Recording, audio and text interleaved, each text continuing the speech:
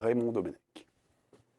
Je peux être d'accord avec un seul truc avec Fred, c'est la proportion, la manière dont les Marseillais ont lâché. Marseille ont été dépassés tout le long du match.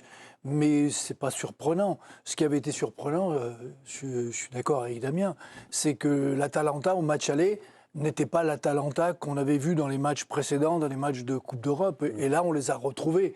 Donc l'un dans l'autre, il ne savait rien de surprenant que Marseille soit éliminé. Qui prennent de cette manière-là, oui, ça peut être surprenant. Mais au départ, on se disait, bon, Marseille n'a aucune chance contre l'Atalanta. C'était évident sur la valeur des deux équipes à cette période de la saison, dans ces conditions. Et on l'a dit, loin du Vélodrome. Il faut que je fasse... Non, allez-y. De toute façon, le choix, il est fait. Les chiffres de Marseille à l'extérieur sont affolants. Je veux dire, voilà. Oui, j'ai regardé parce que c'est l'avant-dernière équipe en Ligue 1 au classement, mais à égalité avec la dernière équipe qui est Clermont, 11 points marqués donc à l'extérieur du Vélodrome. Donc c'est pas surprenant. On les sent en plus, les Marseillais, à bout de souffle, quoi. Aubame. Justement, là, il y a un débat. Vous avez dit qu'ils étaient à bout de souffle, et Fred a dit que c'était de la nonchalance. C'est-à-dire que ils ne peuvent pas faire mieux. C'est l'impression qu'ils donnent. Je ne dis pas que... mais... Ce serait quand même plus qu'étonnant qu'en demi-finale de Coupe d'Europe, ils soient nonchalants, mais j'ai trouvé avec beaucoup d'attitude, j'ai pas... À défaut d'avoir une justesse technique qui était absente ce soir, à défaut d'être... Ils étaient totalement... Oui, mais là, vu l'enjeu et vu, encore une fois, le contexte et le résultat et le contenu du match aller, on pouvait penser quand même qu'ils donneraient l'impression qu'ils se dépouillaient, qu'ils iraient comme des morts de faim sur tous les ballons, qu'il y aurait des attitudes plus conquérantes que ça. Pour ça, il faut techniquement, il faut être juste. Et le nombre de ballons qu'ils ont perdus dans les phases de construction, je veux dire, le relais entre les milieux et les attaquants, ils ne l'ont jamais trouvé. Non. Ils n'ont jamais réussi à trouver Aubameyang. Je veux dire, ils ont perdu des ballons dans les deuxième, troisième passes. Ils ont eu une ou deux séquences en première mi-temps où ils ont réussi à remonter le ballon. Et le résultat, ils ont tout perdu. Donc ils ne peuvent pas espérer. On y reviendra sur l'habileté ou sur les limites de cet Olympique de Marseille, mais sur soit la nonchalance, soit à bout de souffle. Je ne sais pas si vous avez retenu, alors c'est à la 30e minute, Lookman a marqué. Juste avant, il y a une occasion pour l'OM, un centre récupéré par le gardien. Le gardien va vite relancer sur De Roon, plus sur Koop Meiners, mais entre les deux, il y a un plan de coupe, comme on dit dans le jargon de la télé, sur Jonathan Klaus, qui est 30 minutes, qui est les bras sur les cuisses, qui est en nage et qui souffle. Et derrière, il n'y a pas Klaus, mais il n'y a aucune réaction, aucun repositionnement de l'équipe. J'ai l'impression que là, pendant 30 minutes, ça a été un peu le fractionné. Puis ils avaient à peu près 20-30 minutes dans les jambes, non ? Moi, j'ai pas du tout trouvé de la nonchalance, quoi. C'est des joueurs qui sont physiquement complètement éprouvés. Vous voyez un joueur comme Bemba, qui pour le coup, si on devait choisir un meilleur joueur sur la saison, c'était le joueur de la saison marseillaise, qui a quand même joué blessé ces 2-3 dernières semaines. Il est sorti très tôt, je crois, en début de deuxième mi-temps. C'est l'un des premiers changements.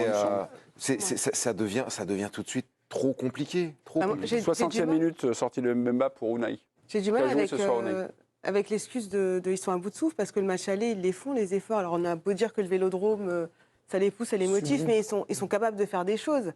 Et là, ce soir, on a l'impression qu'ils n'étaient pas conscients de Sauf qu'au match aller, l'adversaire ne proposait pas la même intensité. Oui, mais ils sont aussi étouffés par l'intensité de l'Atalanta. Mais là, ils ont eu en plus une semaine vraiment pleine pour récupérer, pour s'entraîner, parce qu'ils n'ont pas joué en championnat.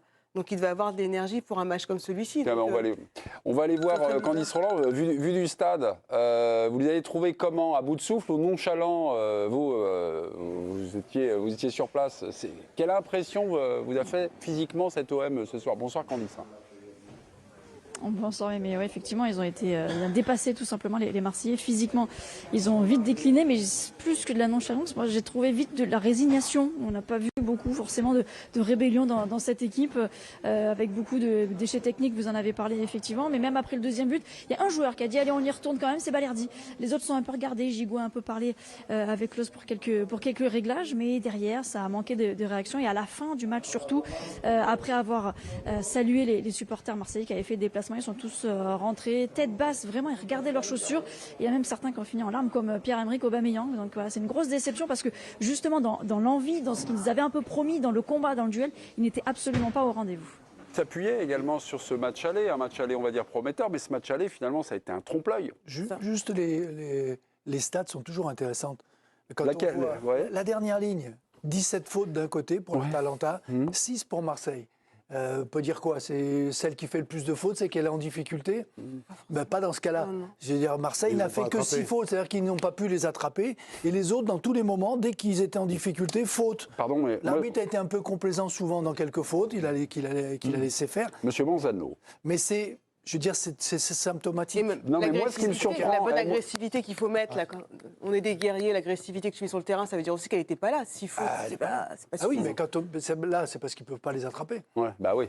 Ouais. C'est aussi ça l'explication, c'est que ils n'ont jamais pu être au contact, parce qu'ils étaient en retard, parce que c'était trop court. On a très souvent vu énormément de facilité dans les transmissions au milieu de terrain pour toucher les trois de devant aux 20 mètres. Qui pouvaient prendre les ballons, d'ailleurs, dos au but, se retourner, orienter avec une facilité. Et c'est pour ça qu'il n'y avait même pas faute, parce qu'en fait, ils n'étaient pas sur eux.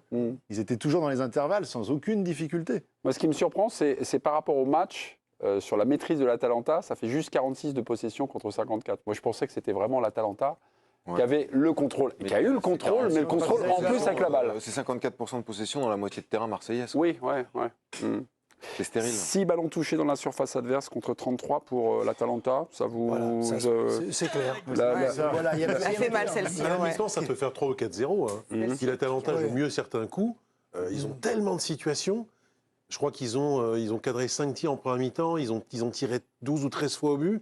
Je veux dire, ils prennent un bouillon pas possible avec le fameux pressing de Gasperini. C'est extraordinaire ce qu'ils ont fait encore, point de vue physique et point de vue disponibilité.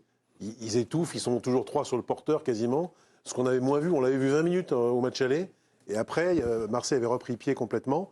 On a attendu ça et on l'a jamais vu. Après, moi, où je suis un peu déçu de joueurs comme Aubame, comme Vertou. Faites pas l'inventaire encore, parce qu'on l'a après. Mais je sais que vous êtes toujours en avance, Damien, mais du calme. C'est que je trouve que... Tu dis qu'il y a de la supériorité numérique. Moi, je trouve pas qu'il y ait eu tant de supériorité numérique que ça. Je trouve que c'est surtout beaucoup de duels qui ont été remportés par les joueurs de Bergame. Et dans les situations où des joueurs comme Aubame ou Harit étaient dos au but, ils résistaient pas. Ils résistaient pas au duel. Ils tombaient. Damien, juste, mais quand même, quand l'Atalanta enclenche, est-ce que vous trouvez quand même que collectivement, il y a une idée commune? C'est-à-dire que les attaquants ou les joueurs de l'Atalanta sont un peu plus connectés?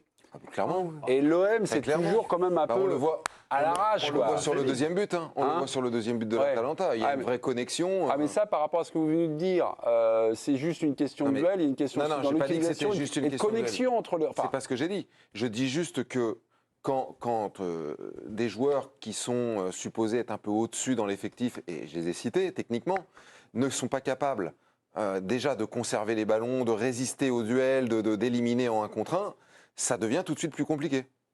Entendu ou lu même sur le site X, seulement Twitter, je m'y fais pas, hashtag l'équipe foot.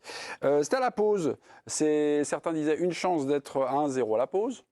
Voilà, parce qu'il y avait 15-0 à la pause. On comptait aussi du côté des supporters marseillais sur la baisse physique des Italiens. Ils ne peuvent pas jouer 45 minutes comme ça, enfin 45 minutes en plus. Ils l'ont fait. Ils l'ont fait. Il y avait trop de duels perdus par les attaquants de l'OM aussi. Trop de duels, trop de choses pour soit à la fois contrôler et aller provoquer, ou soit un peu essayer de gêner la relance. Soit les courses à contresens, où c'était soit un décrochage et le ballon était en profondeur, soit l'inverse. Ça a été un festival. Et puis il n'y avait pas de milieu qui arrive à contrôler et à toucher les attaquants. Aussi peu que pas. Voilà, ça c'était la mi-temps, ça a été le match. Et c'est le résumé de la saison, c'est-à-dire qu'on parlait d'Aubameyang. Est-ce que vous avez en tête une multitude de buts de l'OM cette saison qui sont sur des combinaisons, sur des... Aubameyang, en fait, il a passé sa saison seul devant. Non mais Philippe, moi je vais vous opposer quelque chose. L'OM a quelque chose d'irrationnel en Coupe d'Europe. C'est une équipe moyenne. C'est une saison terrible. On ne peut pas jouer que là-dessus. On a l'impression que c'est encore une fois... Non, mais il y a toujours une piécette, quoi. Oui, mais le Vélodrome a fait son travail. C'est-à-dire qu'une fois qu'ils ont... T'arrives pas en demi-finale de Coupe d'Europe juste parce que le Vélodrome... Gasperini, il a passé l'ensemble de sa conférence de presse d'hier à parler de ça. C'est-à-dire que manifestement, ils avaient beau être prévenus, ils ont été cueillis par l'ambiance du Vélodrome. Et Pas que ça. ils- Ça a quand même pas en que tout cas, par le Vélodrome. eux ont estimé qu'ils avaient été extrêmement perturbés par l'ambiance du Vélodrome. Bah, il avait fait quand même des vrais choix, vous l'avez noté d'ailleurs dans votre super duel. Moi aussi, quand j'ai regardé la compo de départ de Gasperini, vous savez, c'est Gasperini. Hein. Oui. Il s'appelle Gasperini. L'entraîneur. Oui. Oui. Oui, d'accord. Pourquoi Je reviendrai dans quelques minutes. On a un petit truc sur vous. Je vous soigne, mon Raymond, je vous adore. J'avais noté Gasperini modifie son 11 de départ par au match aller. De Rhône, qui était au milieu de terrain, le capitaine, défense centrale. Hein qui remplace Kolasinac, qui était forfait. Gasperini veut de la vitesse. Et on l'a vu au début du match. Il y a une action que j'ai notée avec une sorte de 1 contre 1 à la 11e minute entre Pierre-Emerick Aubameyang contre Isaac Hein, le remplaçant de Kolasinac. Ensuite, je me suis dit, là, ce soir, Pierre-Emerick, au niveau de la vitesse, il ne va pas le prendre de la vitesse. Hein. C'est pas Jim City ou c'est pas... voilà. Non. Donc déjà, il y avait cette correction-là. Et puis après, il y avait également les autres... Lookman il titulaire. y avait Lookman qui nous avait fait bonne impression déjà Qui a fait il y a très une bonne semaine. Oui, Voilà. ouais, à c'est chaque un fois. très- Ouais. Et on se dit que là, ça va être un peu... Mais honnêtement, je trouve que Ouais, allez-y, parce qu'on va y voir Candice, et Paris qui réagit. à l'aller que l'OM perd sa qualif, parce qu'ils ont quand même eu les Marseillais des occasions assez Ouais. nettes. 42e Net, minute, voilà. Aubameyang. Et notamment Aubameyang. et Ounaï. Aubameyang est passé complètement à côté de ces 2 demi-finales, très clairement. Ouais. Mademoiselle Candice, je sentais que ça réagissait. Moi, la mauvaise impression déjà, c'était à la lecture de la compo de Gasperini, puis dès le début du match avec ce duel entre Hein et Aubameyang. Vous réagissez, vous n'êtes pas d'accord. Allons-y, on vous écoute. Non, mais je voulais juste insister sur cette fameuse notion de vitesse. J'ai l'impression que vraiment tous les joueurs de Bergame allaient plus vite. On a vu des duels. Merlin était pris dans le dos, surtout aussi. J'ai été stupéfaite par cette prise de profondeur de la part de Bergame qui arrivait sur les côtés à prendre le jeu dans le dos de Merlin, dans le dos de Klose également, et sur tous les ballons. Et bien parfois, on a vu de Ketteler qui a pris de vitesse Klose, alors qu'il était lui-même lancé le Marseillais. Donc, ils avaient vraiment quelque chose en plus aujourd'hui, les joueurs de Bergame à la maison. Certes, peut-être, mais les Marseillais semblaient vraiment en deçà. Alors, physiquement, mentalement, mais ce qui est sûr, c'est que je me suis dit, mais c'est pas possible. Des fois, ils avaient deux pas d'avance et ils arrivaient quand même à se faire rattraper. Donc, la vitesse, elle était partout sur tout le terrain côté Bergame, j'ai trouvé. Beaucoup de réactions, soit ironiques, soit ou un constat sur le hashtag l'équipe foot. Ce soir, l'OM et Paris n'avaient pas joué ce week-end pour être frais, c'était le cadeau du conseil d'administration de la Ligue. Faire reposer nos équipes donc européennes, est-ce que c'est une fausse bonne idée? Je traduis ça un petit peu comme ça pour relancer. En tout cas, C'est pas une mauvaise idée? Non, Ce soir sur la fraîcheur Ça a marché et au tour mardi sur la précédent. fraîcheur, ou en tout cas sur le nombre de quart pour les deux Ça équipes, avait ça a marché été, sur ça le a tour été déterminant. précédent, oui. Comment? ça avait fonctionné au tour précédent, et c'est pas une mauvaise idée. Ça reste une idée qui est en tout cas louable et qui va dans le sens au moins de la performance des clubs en question. Ils ne peuvent pas se réfugier derrière ça pour dire on ne nous protège pas, on n'en a rien à faire, etc. Ouais, mais là c'est Et là, ça n'a carrément... pas joué, c'est clair que là, Ah non. c'est... Non, mais là, c'était carrément l'inverse, puisque je rappelle quand même que l'Atalanta, Ils ont joué lundi. ils ont joué lundi. Quand même, la moitié de l'équipe qui est entrée sur le Ça- terrain. ça tournait, Les ouais. autres ont... Il y avait 6 joueurs qui ont joué, hein. Mais voilà, il y avait quand Eux, même ils avaient la moins moitié fait de tourner l'équipe, que voilà, Dortmund plus. sur le. Voilà. Ils ont quand même match. joué, oui, ça c'est incontestable. Donc, fausse bonne idée. Je veux dire, cette excuse, on peut dire pour Marseille, ça pouvait les aider, mais Paris, c'est pas la dimension athlétique qui les a fait perdre. Bah, il y avait quand même C'est des pas- kilomètres en c'est pas moins. de la Hein. fatigue. 9 au match aller, 9 au match retour, quelque chose comme ça. Hein. Ils ont fait. En moins. Oui, Oui. mais parce qu'ils veulent le ballon dans les pieds tous. Ça n'a rien à voir. Je veux dire, les courses, ce truc des Des kilomètres parcourus. kilomètres, c'est un leurre. Ouais. Parce que. Ah, je m'y intéressais, moi. Oui, parce qu'ils ne nous disent pas, des fois, quand on court, mais est-ce qu'on court avec le ballon ou est-ce qu'on court après le ballon? Donc déjà, ça, c'est une donnée qu'on n'a pas. Et souvent, les équipes qui ont beaucoup couru, elles peuvent courir après le ballon. Et elles font les efforts pour défendre. Ouais, mais après, c'est aussi découpé par poste, par joueur. Et tu vois. Tu sais combien chaque Par joueur exemple, a couru. tu sais qu'un attaquant, en fonction. Je sais que par exemple, sur certaines compétitions, l'UEFA découpe vachement, ou la FIFA, les courses à haute intensité, les courses à moyenne. C'est celle Donc, qui sur compte. un attaquant, les courses à haute intensité, tu sais que c'est sur les appels. Oui, sur... mais quand un attaquant fait une course à haute intensité, ça veut dire que le défenseur fait la même, parce qu'il lui court après. Ouais. Et oui, Bah, pas toujours. Hein. Des fois, il court pas après. Oui, il peut pas. Oui, il Voilà. est trop Donc, tu loin. sais. Donc, Enfin, il c'est sprint plus intéressant de lentement, savoir. mais il Non, mais sprint. je veux dire, une équipe qui conserve le ballon comme le fait le PSG va forcément faire moins de courses à haute intensité qu'une équipe comme Dortmund qui, dès qu'il récupère le ballon, ça accélère et ça court et ça plonge. Donc, c'est des stats comme ça, parce que moi, j'avais fait mes C'est des stats calculs. qui doivent être liés à la manière de jouer de l'équipe. Oui. Des Et stats il faut comme les ça, comparer. ça. Et comme ça veut rien Ok. dire. J'aimerais bien voir celle de Marseille, parce que des sprints, ils ont dû en faire aussi. Hein. Ouais. Tiens, Merlin, sur son côté, il a couru après le mec. Mais moins vite. À chaque fois. Mais faire, moins vite. mais voilà. faire reposer nos équipes. Ah, bah, Candice, Ouais. on vous redonne la main, parce que vous n'avez pas totalement répondu à notre question, mais c'était une autre question. Candice, Roland. Oui, c'était sur le physique dont vous parliez, justement, que les Marseillais et les Parisiens n'avaient pas joué ce week-end. Hier, en conférence de presse, justement, Gianpiero Gasperini disait que lui, alors, ils avaient joué effectivement lundi, il avait fait tourner quand même la moitié de son équipe, mais il disait, moi je ne sais pas si à ce moment de la saison, d'avoir une coupure comme ça, c'est bien. Est-ce que c'est bien pour les faire reposer les joueurs ou parfois j'ai déjà vu des joueurs qui ont eu justement à ce moment de la saison plusieurs jours de récupération et au final, le match, ils sont passés à côté. Et même lui ne savait pas, alors il y a peut-être un peu d'intox, mais en tout cas, il n'arrivait pas à répondre à cette question. Est-ce que c'était bien de couper ou est-ce que c'était bien finalement d'enchaîner? Faire reposer nos équipes européennes, est-ce que c'est une fausse bonne idée, Raymond Domenech? Je ne savais pas. Enfin, il n'y a pas de... Et je dirais comme Gasperini. Je veux dire, on ne sait pas. Je veux dire, ça peut être utile, ça peut ne pas être utile. La réaction de certains joueurs, ils ont besoin de repos, ils coupent à un moment difficile. Honnêtement, je ne peux pas répondre. Ça ne peut pas à leur cette faire de question. mal, en tout cas. Ça ne peut pas leur faire de mal. On peut faire tourner. Je veux dire, maintenant, le rythme de la compétition, je trouve qu'il est intéressant. On peut faire tourner. Il peut commencer, il en sort 5. Et il fait des changements, il peut sortir les 5 autres, qui vont faire qu'une demi-heure ou 3/4 d'heure. C'est une séance d'entraînement. Mais ça garde le rythme du match et la pression. Il n'y a pas de retombée mentale. Tu veux dire quand on enchaîne Je suis... Ce qu'on ne pourra jamais quantifier, effectivement, c'est dans quelle mesure est-ce que... Parce que déjà qu'on a cette chape de plomb du foot français qui, quand on arrive dans un dernier carré, c'est suffisamment rare. Donc il y a cette peur de passer au travers, de dire encore...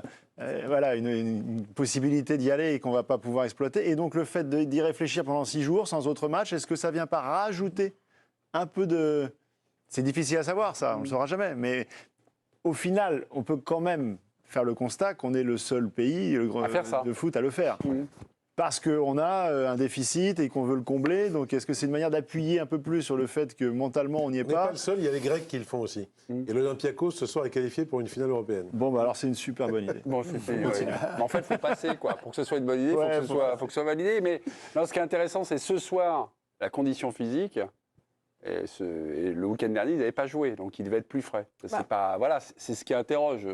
Surtout en termes de rythme. Est-ce que ça fait perdre du rythme de ne pas jouer une semaine vraiment? Parce que c'est ça aussi. On dit que c'est 11 jours, non? 11 jours sans jouer? Oui, donc là, ils n'ont pas vraiment... Raymond, le moment où le manque de temps de jeu commence à impacter, on va dire, le rythme d'une équipe. C'est à partir de quand? C'est très individuel. Ça peut être... Merde. Ben oui, chaque joueur... je voulais une recette, moi. Il y a des joueurs qui ont besoin de jouer tous les 3-4 jours, ils sont bien. D'autres, il y a un moment, il faut les faire souffler.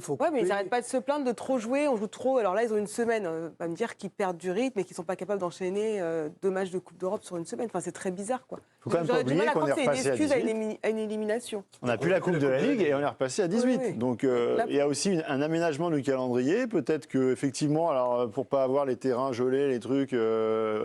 Souvenez-vous, les mois de janvier, février, là, il n'y avait pas un match. C'était il y avait des semaines entières sans match. Bonjour et bienvenue sur notre chaîne Passion Marseillaise.